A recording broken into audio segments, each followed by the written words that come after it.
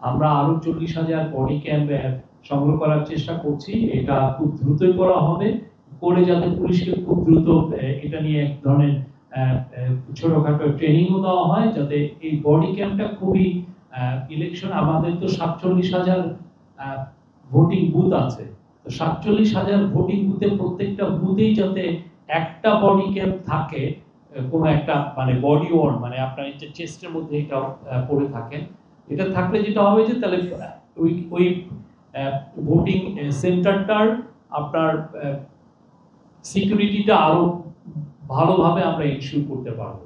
এবং এটা এমনভাবে এটা এআই দ্বারা পাওয়ার থাকবে, ফলে যেটা হচ্ছে যে এটা মনিটর করা যাবে ডিস্টেন্স জায়গা থেকে। ধরেন এসপি বা ওসি উনি মনিটর করতে পারবেন কি হচ্ছে, যদি ওই জায়গায় কোনো ধরনের ল অ্যান্ড অর্ডার সিচুয়েশন একটু RICL TMX, যুগের পর যুগ স্থাপনা থাকে মজবুত। খারাপ অবস্থায় যায়, হ্যাঁ, একটু ওয়ার্সেন হয়, সেক্ষেত্রে তারা খুব দ্রুত ইন্টারভেন করতে পারবে। এটা খুবই এসেনশিয়াল, এবং এটা কালকে চিফ অ্যাডভাইজার বারবার বলেছেন এটার জন্য খুব দ্রুত এটা ডকুমেন্ট করা হয়।